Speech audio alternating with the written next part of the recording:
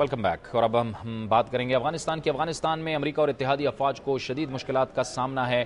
कंदहार में इतलात थी कि कंदहार में ऑपरेशन शुरू होने वाला है बहुत बड़ी सतह पर, लेकिन इस ऑपरेशन से पहले ही गुज़िश्ता रोज़ कंदहार में एक ऑयल डिपो पर तालिबान की जानिब से हमला किया गया और इतलात के मुताबिक 10 सिक्योरिटी गार्ड्स को मार दिया गया, जिनमें से कहा जा रहा है कि बेशतर वो गैर मुल्की थे। इसके साथ साथ 40 से ज़ायद अफराद इस वाक़े में ज़ख्मी हुए हैं। इसके साथ साथ जो अफगानिस्तान में अमेरिका और इत्तेहादी अफवाज की क़यादत है, अब वो भी एतराफ़ करने लगी है कि उन्हें शदीद मुश्किलात का सामना है। मैक्रिस्टल, जनरल मैक्रिस्टल और जो अमरीकी अफवाज के सरबराह हैं माइक मलन, उन्होंने ख़ुद वाशिंगटन में इस बात का एतराफ़ किया है कि जनूबी अफगानिस्तान में उन्हें शदीद मुज़ाहिमत का सामना है। क्या सूरत हाल रहेगी और कंदहार ऑपरेशन की क्या तैयारियाँ हैं और किस हद तक मुज़ाहिमत का सामना करना पड़ सकता है अमरीकी और इत्तेहादी अफवाज को, इस पर हम गुफ्तगू करेंगे। हमें ज्वाइन किया है पेशावर में अफगानिस्तान में साबिक दिफाई अताशी जनाब ब्रिगेडियर रिटायर्ड साद ने। बहुत बहुत शुक्रिया ब्रिगेडियर साहब। सबसे पहले तो ये फरमाइएगा कि ये जो मरजा के बाद अब कंदहार में ऑपरेशन की तैयारियां हो रही हैं और ये जो हमला हुआ है तालिबान की जानिब से, ये कितना बड़ा सेटबैक है अमरीकी और इत्तेहादी अफवाज के लिए अफगानिस्तान के अंदर? शुक्रिया जावेद साहब। सबसे पहले तो हम मार्जा के जो ऑपरेशन की तरफ जाएंगे तो वहां पर भी कोई फैसला कुन जो है नतीजा हमारे सामने नहीं आया। वहां पर तकरीबन 10,000 फौजियों ने उस पूरे जो ऑपरेशन है उसमें हिस्सा लिया, लेकिन अभी तक उसके नतीजे जो है वो हमारे सामने नहीं आ रहे हैं। अभी बताया जा रहा है कि वहां पर कंदहार में तकरीबन 30,000 इत्तेहादी अफवाज जो हैं वो वहां पर बशमूल अफगान नेशनल आर्मी के वो इस वक्त तैयारी कर रही हैं अफगानिस्तान में एक बहुत बड़ा ऑपरेशन चलाने के लिए। लेकिन वहां पर जो है, अगर आपने देखा है, सबसे पहले तालिबान के जो क़यादत है उन्होंने अपने तमाम जितने भी जंगजू थे उन्होंने कहा है कि बाकी इलाकों से भी निकल कर वो कंदहार की तरफ आएँ ताकि यहाँ पर शदीद एक मुज़ाहिमत वो अमरीकियों को और उसकी इत्तेहादियों को दे सके। उसके अलावा एक और जो मुश्किल सामने पेश आ रही है वो सियासी मुश्किल है। जो दुरानी कबाइल हैं जो कंदहार और उसके गिरदनवा में आबाद हैं, उनको चंद दिन पहले जनाब कारज़ई साहब ने उनको खिताब किया था और उनसे वो इस जो ऑपरेशन है उसकी हिमायत हासिल करने की कोशिश कर रहे थे, लेकिन वहाँ पर भी शदीद जो है उसके ऊपर रद्द-ए-अमल था और उन्होंने कहा कि तालिबान को पता नहीं ये कुछ कह सकते हैं या नहीं कह सकते हैं, लेकिन इसमें हमारे जो आम शहरी हैं उनके जान और माल को बहुत शदीद खतरा होगा। जिसके ऊपर कारज़ई साहब ने कहा था कि जब तक आप इजाज़त नहीं देंगे हम यहाँ पर अमरीकियों को और इत्तेहादियों को इजाज़त नहीं देंगे वो यहाँ पर एक फौजी ऑपरेशन लॉन्च करें। तो दोनों तरफ जो है वो अमरीकियों को और उनके इत्तेहादियों को बड़ी शदीद किस्म की मुज़ाहिमत जो है वो सियासी तौर पर भी और फौजी लिहाज से भी उनको ये मुज़ाहिमत है।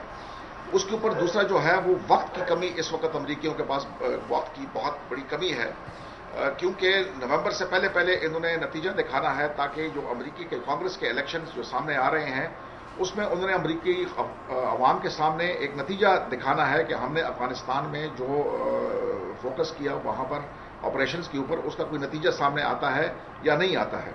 ठीक है। तो मेरे ख्याल में अमरीकन इस वक्त शदीद मुश्किलात से उनको सामना है और मुझे नहीं लगता है कि यहाँ पर एक फैसला कौन इनको कोई नतीजा मिलेगा सितंबर अक्टूबर तक। अच्छा साद साहब, इसमें जो अहम पेशरफ्त हुई है वो ये हुई है कि जो जनरल मैक्रिस्टल हैं, जनरल माइक मलन हैं, उन्होंने वाशिंगटन में ये कहा है कि जनूबी अफगानिस्तान में उन्हें बड़ी शदीद मुज़ाहिमत का सामना है।